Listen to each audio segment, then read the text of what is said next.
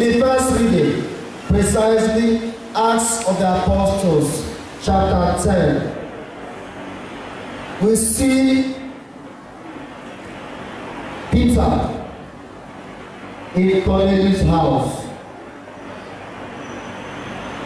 We see Peter in Cornelius' house, Acts chapter 10, verse 25. As we read today, it is stated clearly that as Peter walked into Cornelius' house, Cornelius ran to him, knelt down, and did what? And tried to worship him. He knelt down, trying to worship Peter. Why was Cornelius carried away that he wanted to worship Peter? Remember that Cornelius was a Greek. He was not an Israelite. He was not a Jew. And he was yearning. He heard about Jesus. And he was praying to God, telling God, I want to know about this man Jesus. And one day an angel came and told him, God has heard your prayer. Send for Peter, one of the apostles of that man Jesus, and he will tell you everything about the faith. And Cornelius was so excited, waiting for that moment, that thing that will give him joy. Finally, as Peter walked into his house, out of joy, reverence, excitement, he ran to him, knelt down, and started worshiping Peter. And what did Peter say? What did Peter do? Bible says Peter lifted him up, saying, stand up, stand up. I too am a man. Stand up. I too am a man. I want to share with you on this thing. Idolatry in the name of Christianity. Can you say idolatry in the name of Christianity? Idolatry in the name of Christianity. Idolatry is the worship of false gods. When you give glory that is due to the Almighty God to a shrine or to a human being, you are committing idolatry. Idolatry in the name of Christianity. In our world today, many of us are answering Christians. Meanwhile, what we are practicing is idolatry. In what way? Two ways of practicing idolatry. One, worshiping a man as if he were a god. Two, exaggerating the personality of the man of God, forgetting that he too is a man or is a human being, that he can make mistakes. The danger of exaggerating the personality of that man of God is that anytime you discover that he can also make mistakes, you may get so heartbroken that you may just begin to think that God is fake. So the first idolatry you must conquer is this. Never you see any man or woman of God as impeccable, in that he cannot make mistakes. So that when you see him make mistakes, you will not get disappointed with God. But I'm going to focus on the second form of idolatry. In Acts of the Apostles, chapter 14, verses 8 to 15, we see Paul and Barnabas at Lystra and Derbe. There, in verse 8, they met a man crippled from birth. And Peter looked intently at him as they were preaching. And Peter told him, rise up. And the man sprang on his feet. And the people screamed, God, we have never seen this before. And what happened? The chief of that town asked the people to bring grains to offer incense to them and to worship them. What did Paul and Barnabas tell them in Acts chapter 14, verse 15? No, stop this. Do not do this. We are mere human beings. We are just here to bring you the gospel of Christ. We are not in Christ himself. We are mere messengers. In Acts of the Apostles, chapter 3, verses 12 and 13, Paul, Peter, and John, after curing a man at a beautiful gate, everybody was excited that a thunderous miracle and unheard of miracle has happened. And at Solomon's portico, they were all admiring Peter and John. Oh my God, God, see what these people have done. It's not possible. These guys must be gods. What did Peter tell me in verse 12? Why are you guys looking at us as if we were God? We are mere human beings. It is by the power of God, not by our own piety. Is this man able to stand up? Amen. So I'm talking about idolatry in the name of Christianity. And I mentioned names like Peter, Paul, Barnabas, John as men that had the opportunity to be worshipped by other men because of the work God was doing through them.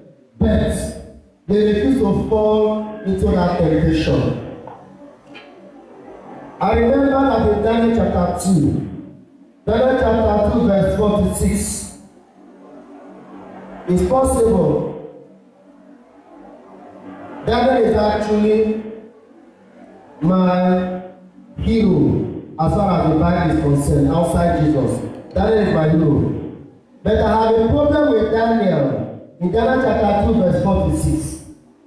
When Daniel, after Daniel interpreted the dreams for Nebuchadnezzar, verse 46 says that Nebuchadnezzar worshipped Daniel. But Daniel did not see anything. Daniel kept quiet.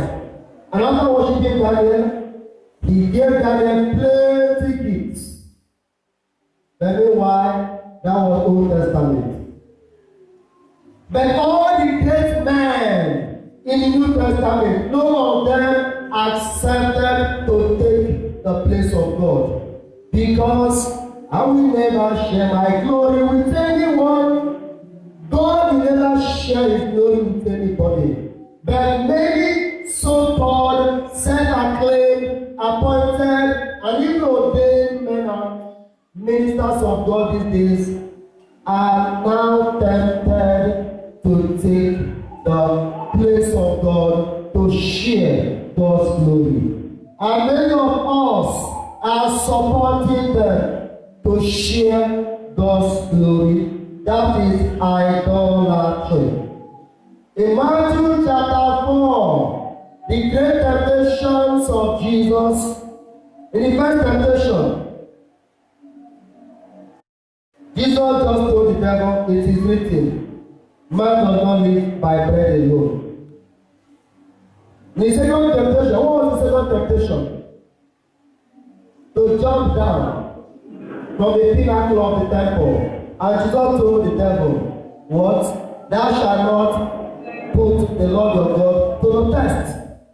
The third one, he took Jesus to the mountain and said, all this I will give to you, if only you will bow down and worship me. What did Jesus say? Be gone, Satan. That was the only time Jesus told Satan, be gone. For it is written, you shall worship the Lord your God, and him alone shall you serve.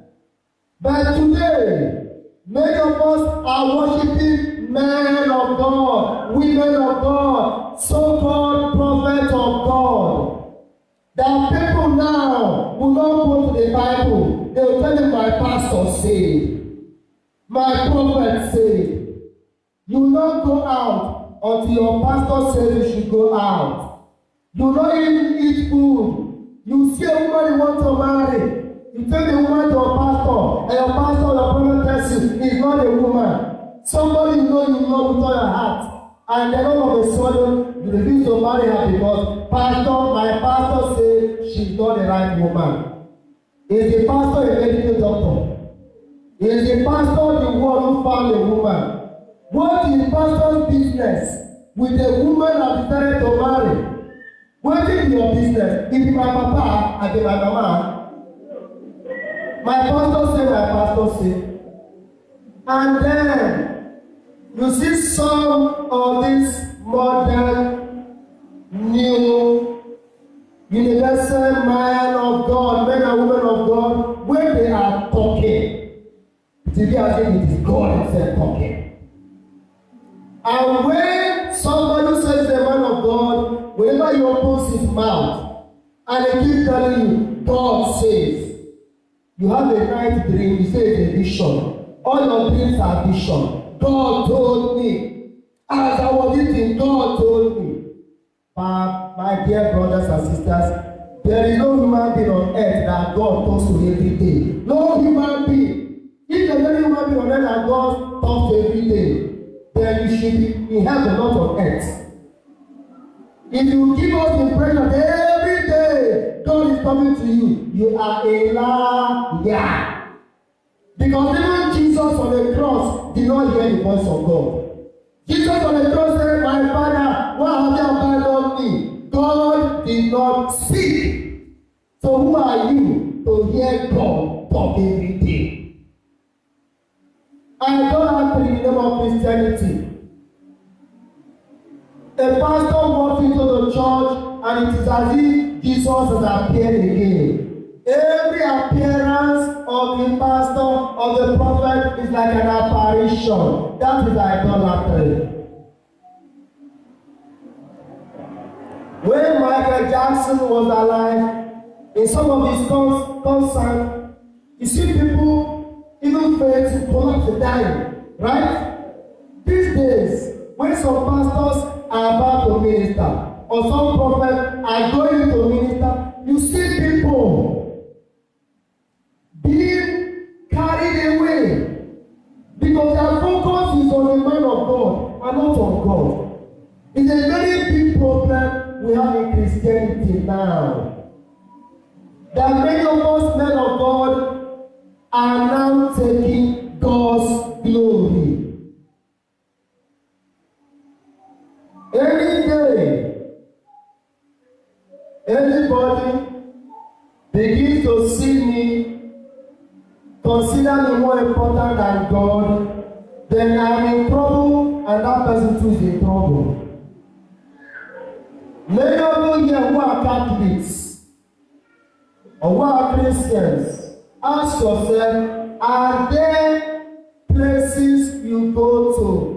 Are there persons you speak with that you feel once you don't go there, once you don't talk to that person, everything will not work?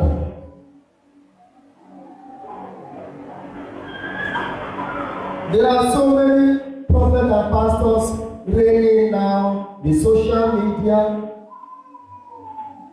Whatever God cannot do does not exist. Who tells you that?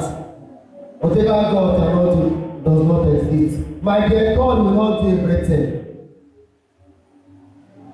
If you think that whatever God cannot do does not exist, go into the street, gather all the mad people and heal them. Let us see. Let me tell you, all the problems in this world can never be solved in this world. I'm not saying you should not value or cherish certain men of God or women of God that have influenced your life. But when your faith is built on a man of God than on God, then you are in trouble. When spirituality becomes sectarian, when your faith, when you are a Catholic or you are a Christian, but you are more like a cultist, you belong to a sect, and outside that sect, you don't see God outside that sect, then there is a problem with your faith as a child of God. My dear sisters, my dear brothers, A pastor, a prophet, or a priest who is already seen himself as a commander that decides what happens. A pastor or a priest who is commanding more authority than God on earth is a psychopath. Who is a psychopath? Psychopath is a mental disease that makes you feel you are higher than every other thing and every other person. Psychopathic patients hear voices and they believe only voice they hear comes from God. And psychopathic pastors and prophets and priests sometimes also always have psychopathic followers. So I want to ask you, child of God, are you a Christian or a psychopathic follower of a particular man of God or woman of God or animal of God? Which one are you? Because if you have man of God, you also have woman of God and animal of God. So which one are you following? Are you following Jesus Christ or following a man? And that is why someone is in a church and the pastor pulls out of that church and opens another church. He follows the pastor to the new church. Because the Christ is not about Jesus, it's about the pastor. Or perhaps you are in a parish, a priest is there. They transnear, no, there are two types of transfer and transnear. They transnear the priest, and then you change your parish and then you need to go to the parish of that priest. You might be thinking that, yes, it's because he's the one who needs to touch me, his priest needs to touch me. But someone, so if you don't take time, you are gradually becoming an idolatrous worshipper and not a Christian. So, dear child of God, let preachers be like Peter, who always realize and humbly acknowledge that they too are mere men. And I even if God is using them to do all kinds of miracles, that they are still men. And number two, let Christians be able to always go beyond the minister and encounter Jesus Christ, the author and the ultimate in all things. So may the love of God penetrate and permeate our hearts, and may humility characterize the ministries of men and women of God, and may wisdom also characterize our Christians, that we will know the right person to follow is Christ and not human beings. Praise the Lord.